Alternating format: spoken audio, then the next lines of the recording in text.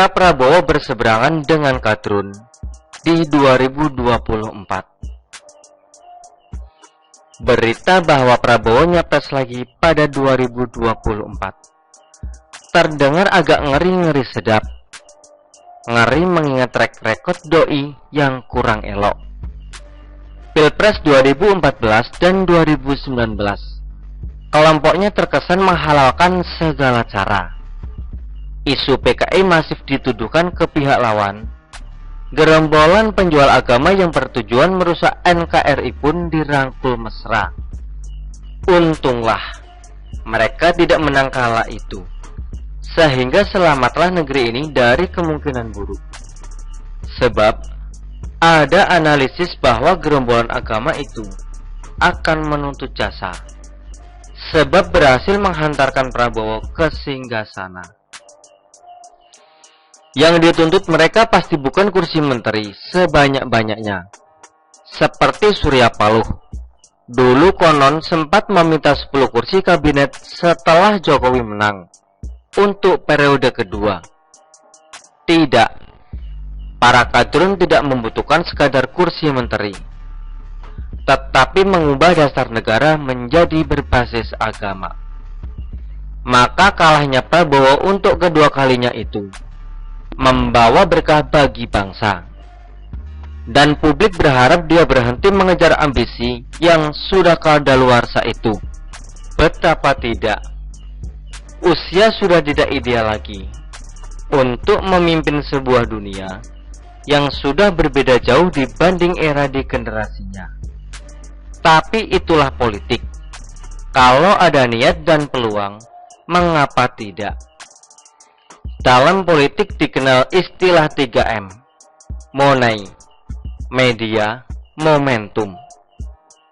Dan Prabowo tentunya masih memiliki semua itu. Momentumnya masih ada, sebab dalam survei, dia selalu menempati urutan teratas sebagai capres. Bodoh kalau tidak memanfaatkannya selagi niat masih menggebu untuk menorehkan namanya dalam sejarah bangsa ini. Tapi tahun 2024, Prabowo pastinya akan tampil beda. Isu PKI tidak lagi akan dijual, selain tidak bakal laku. Tentunya tidak ada lagi rival yang wajahnya mirip PKI. Seperti foto lawas yang dulu sempat viral. Ada seseorang yang mirip Jokowi berdiri di podium saat HUT PKI pada tahun 50-an. Jokowi saja mungkin belum lahir pada saat itu. Tetapi kadrun memanfaatkan foto itu untuk menipu publik, memfitnah Jokowi sebagai sosok yang ada dalam foto itu.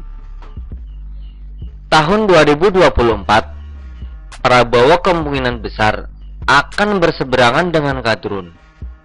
Itu bisa terjadi apabila kadrun memiliki jagoan yang ideal dari segi kepentingan agama. Demi mendapatkan hasil maksimal, bukan tidak mungkin para kadrun nanti malah balik menuding bahwa Prabowo lah yang sebenarnya PKI. Itulah kadrun dengan segala tabiat yang aneh plus sinting. Maka jika Prabowo masih nekat maju pada 2024 dan menjadi rival kaum kadrun, tentu akan sangat menarik menyaksikan tingkah pola para kadrun nanti.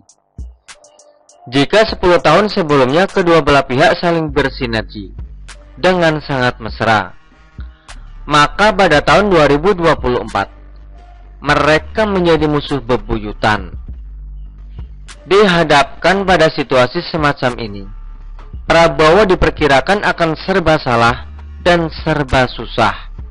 Misalnya, wacana untuk menguji kefasihan membaca ayat-ayat suci pasti akan digulirkan lagi dengan lebih serius. Siapa kira-kira yang akan mencetuskan ide ini nanti? Pastilah kaum kadrun.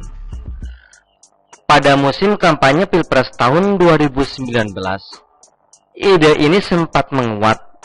Institusi di sebuah daerah yang nuansa agamanya sangat kuat diberitakan sudah siap dengan segala fasilitas yang diperlukan mengetes kefasihan membaca ayat-ayat suci ini.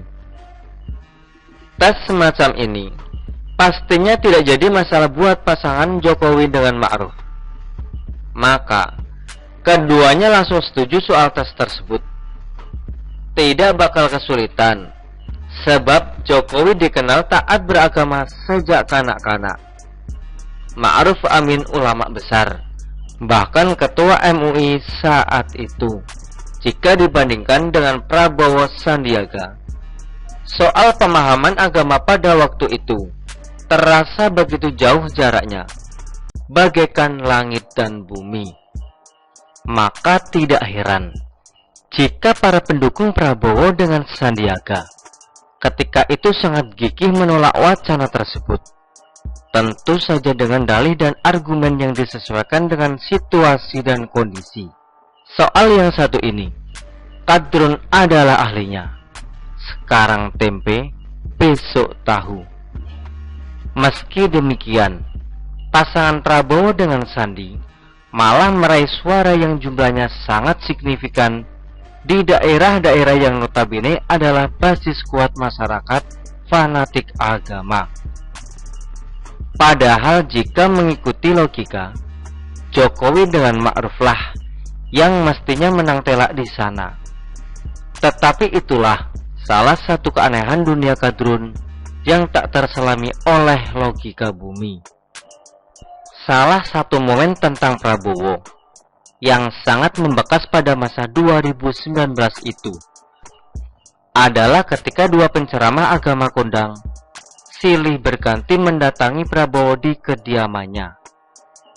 Peristiwa itu hanya beberapa hari sebelum hari H Pilpres 2019. Salah seorang dari penceramah kondang itu menyampaikan pesan kepada Prabowo. Jika Bapak ditetapkan jadi dan baik, membuat maslahat yang baik sebagai bagian dari ibadah, maka saya akan jadi orang pertama bersaksi di hadapan Allah di hari kiamat. Saya akan gandeng tangan Bapak ke surga. Sementara penceramah kondang satunya yang lebih dahulu mendatangi Capres Prabowo di tempat yang sama juga meletakkan tangan kanannya ke bagian dada posisi jantung Prabowo seraya bersikir, kalau Bapak Prabowo adil, seluruh negeri ini akan mendapatkan keadilan, kata sang penceramah, yang direspon Prabowo dengan mimik wajah haru dan pasrah. Itulah sekilas gambaran tahun 2019 tentang mesranya hubungan antara Prabowo dengan kelompok-kelompok yang diduga memainkan agama demi kepentingan politik. Namun sayang, hubungan itu memudar karena mereka kalah telak dalam Pilpres. Belakangan, hubungan itu malah jadi putus total karena Prabowo malah bergabung dengan pemerintahan Jokowi menjadi Menteri Pertahanan. Hingga kini, belum terlihat apakah hubungan yang putus itu akan kembali nyambung pada tahun 2024. Sebab dalam politik, apapun bisa terjadi sesuai kepentingan dan kebutuhan. Yang harus diantisipasi Prabowo sejak saat ini adalah serangan para kadrun. Apabila keduanya berseberangan, tak ada lagi itu kunjungan dan doa restu para penceramah kondang. Bahkan tes soal kemahiran soal agama akan menjadi salah satu syarat. Ngeri.